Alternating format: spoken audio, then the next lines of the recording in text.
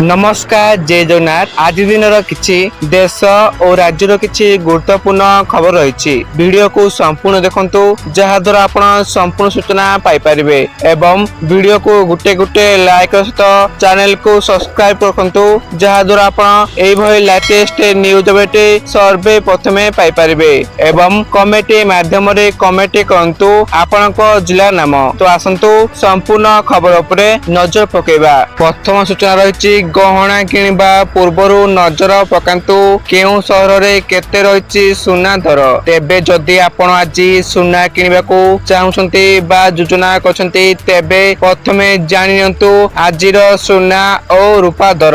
आज आम ओडिशा राजधानी भुवनेश्वर रे 24 काटे सुना मूल्य 10 ग्राम पिछा 1,52,460 टंका रहिथा बेले 22 काटे सुना मूल्य 10 ग्राम पिछा 1,49,750 टंकारे पहुंची। अन्यपटे रूपा मूल्य किलो पिछा 2,75,000 कारोबार आरंभ करिछि। परवर्ती सूचना रही 11 ରୁ 22 जाए मैट्रिक परीक्षा खाता रिचेकिंग माध्यमिक शिक्षा परिषद बोर्ड द्वारा निकट में मैट्रिक परीक्षा फल प्रकाश पाई। विभिन्न विषय पूर्ण खाता जांच रिचेकिंग निमते मे 11 ରୁ प्रक्रिया आरंभ हेबो। ए संक्रांत बोर्ड पक्षर मंगलवार विज्ञप्ति प्रकाश पाई। प्रत्येक विषय सब्जेक्टिव और ऑब्जेक्टिव खाता रिचेकिंग और से खाता गुड़िक अविकल नकल प्रदान आवश्यक देय सहित ऑनलाइन आवेदन करें। परवर्ती सूचना रही रवि धान संग्रह पाई बलांगीर जिला स्तरीय धान संग्रह कमिटी बैठक अनुष्ठित होईछि। खरीफ विपणन वर्ष 2025-26 रे रवि धान संग्रह पाई बलांगीर जिला स्तरीय धान संग्रह कमिटी बैठक जिला परिषद बैठक गृह रे जिलापाल गौरव शिवाजी ईश्वरवाल अध्यक्षतार अनुष्ठित होइथिला। एही बैठक रे जिला योजना बोर्ड अध्यक्ष और कंटाबांची विधायक लखन बाग जिला परिषद अध्यक्ष देवकी साहू उपमुख्यमंत्री प्रतिनिधि कैबिनेट मंत्री स्वास्थ्य और परिवार कल्याण प्रतिनिधि सांसद प्रतिनिधि दिनेश शर्मा बलांगीर विधायक प्रतिनिधि अतिरिक्त जिलापाल डॉक्टर एवं जिला कृषक महासंघर सभापति सहित जोगाण विभाग समवाय विभाग कृषि विभाग जलसेचन विभाग नियोजित बजार कमिटी अधिकारी और कमिटीर सदस्य माने उपस्थित थिले। परवर्ती सूचना रही सारा राज्य रे बरसिबो। पूरा राज्य को जारी होइछि येलो अलर्ट। कालबैशाखी नहीं पूरा ओडिशा को अलर्ट जारी कला पाणीपाग विभाग। किछि किछि स्थान रे 40 ରୁ 50 किमी बेगरे पवन बहिबा नहीं सतर्कता जारी कर जाय अछि। सेही परि आसंता काली मध्य 16 जिला को कालबैशाखी अलर्ट जारी होइछि। आसंता 12 तारिख पर्यंत राज्यर लागि रहिबो कालबैशाखी वर्षा प्रभाव रे विभिन्न जिल्लार बिजुली घड़घड़ी सह वर्षा हेबार संभावना रही। आसंता 6 ରୁ 7 तारिख पर्यंत दिन तापमात्रा रे कोनोसी परिवर्तन हेबो नाही सूचना जारी करिछि आंचलिक पाणीपाग विज्ञान केंद्र एवं अन्यपटी आसंता 10 तारिख जाए राज्यर ताती कम रहिबो।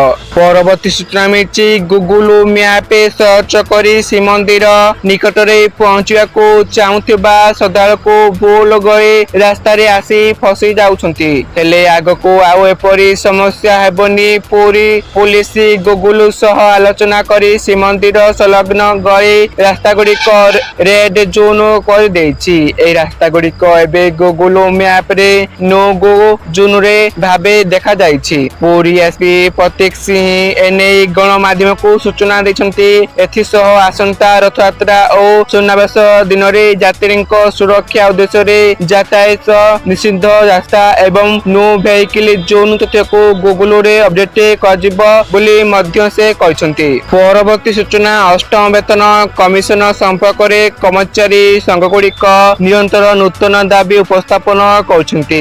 एही परिप्रेक्षी सेमानक सद्यतम दाबी गुड़िक मध्यरु ଗୋଟିଏ ହେଉଛି ଦରମା କମିଶନ ପ୍ରତି 10 ବର୍ଷରେ ଥରେ ସମୀକ୍ଷା ନକରି ପ୍ରତି 5 ବର୍ଷରେ ଥରେ ସମୀକ୍ଷା କରାଯିବା ଏବଂ ୟୁନିୟନ ଗୁଡ଼ିକ କହିଛନ୍ତି ଯେ ଯେଉଁ ଦ୍ରୁତ ଗତିରେ ମୁଦ୍ରାସ୍ଫୀତି ବୃଦ୍ଧି ପାଉଛି ଯାହାକୁ ଦୃଷ୍ଟିରେ ରଖି ବର୍ତ୍ତମାନ ମିଳୁଥିବା ଦରମା ବୃଦ୍ଧି ଡିଏ ଯଥେଷ୍ଟ ନୁହେଁ। ପରବର୍ତ୍ତୀ ସୂଚନା ବଢିବ ସୁପ୍ରିମକୋର୍ଟ ବିଚାରପତିଙ୍କ ସଂଖ୍ୟା ଏନେଇ କେନ୍ଦ୍ର କ୍ୟାବିନେଟରେ ବଡ଼ ନିଷ୍ପତ୍ତି ହୋଇଛି। କେନ୍ଦ୍ର କ୍ୟାବିନେଟରେ ମଞ୍ଜୁରୀ ଦେଇଥିବା ମନ୍ତ୍ରୀ ଅଶ୍ୱିନୀ ବୈଷ୍ଣବ ସୂଚନା ଦେଇଛନ୍ତି ବର୍ତ୍ତମାନ ସୁପ୍ରିମକୋର୍ଟରେ ଭାରତର ମୁଖ୍ୟ ବିଚାରପତି CJI ସମେତ 74 ଜଣ ବିଚାରପତିଙ୍କ ଅନୁମୋଦିତ କ୍ଷମତା ଅଛି। ସରକାର ବର୍ତ୍ତମାନ ବିଚାରପତିଙ୍କ ସଂଖ୍ୟା 4 ବୃଦ୍ଧି କରିବା ପାଇଁ ସୁପ୍ରିମକୋର୍ଟ ବିଚାରପତିଙ୍କ ସଂଖ୍ୟା ସଂଶୋଧନ ବିଲ୍ 2026 ଆଗତ କରିବାକୁ ନିଷ୍ପତ୍ତି ନେଇଛନ୍ତି।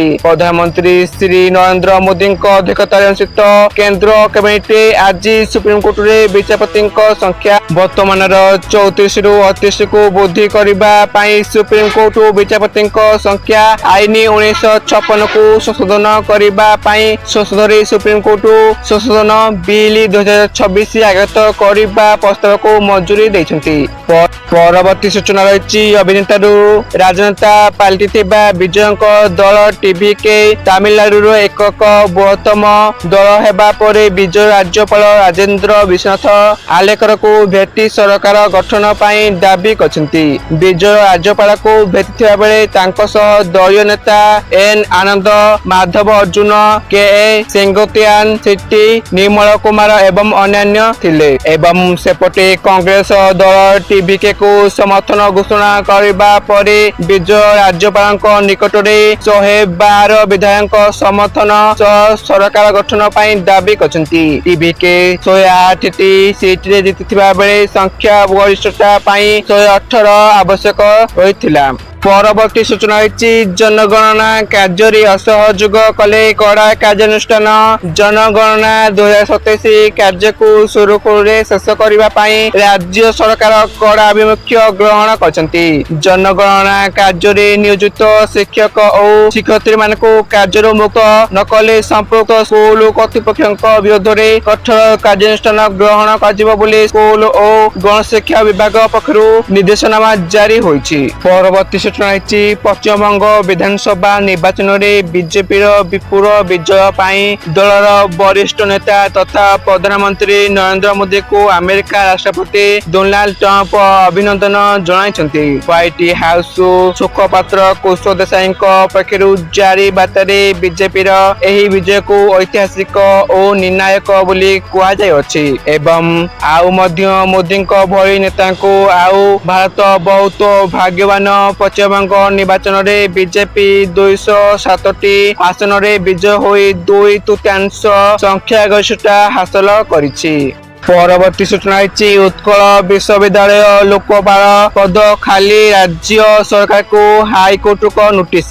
8 ଜୁଲାଇ ପରବର୍ତ୍ତୀ ଶୁଣାଣି। ବିଦ୍ୟାଳୟ ଅନୁଦାନ ଆୟୋଗ ଦ୍ୱାରା ପ୍ରଣୀତ ଛାତ୍ର ଅଭିଯୋଗ ସମାଧାନ ନିୟମାବଳୀ 2023ରେ ଧାରା 6 ଅନୁସାରେ ପ୍ରତ୍ୟେକ ବିଶ୍ୱବିଦ୍ୟାଳୟରେ ଲୋକପାଳ ନିଯୁକ୍ତି ହେବେ, କିନ୍ତୁ 3 ବର୍ଷ ହେବ ଉତ୍କଳ ବିଶ୍ୱବିଦ୍ୟାଳୟରେ ଲୋକପାଳ ପଦ ଖାଲି ପଡ଼ିଛି। ତେଣୁ ଏହି ପଦ ପୂରଣ ପାଇଁ ରୁଜୁ ମାମଲାରେ ହାଇକୋର୍ଟ ରାଜ୍ୟ ସରକାରକୁ ଜବାବ ଦାଖଲ ଲାଗି ନୋଟିସ ଜାରି କରିଛନ୍ତି। ତ ଏହା ଥିଲା ସମ୍ପୂର୍ଣ୍ଣ ସୂଚନା। ଆପଣମାନେ ଭିଡିଓକୁ ସମ୍ପୂର୍ଣ୍ଣ ଦେଖିଥିବାରୁ ଆପଣମାନଙ୍କୁ ଧନ୍ୟବାଦ।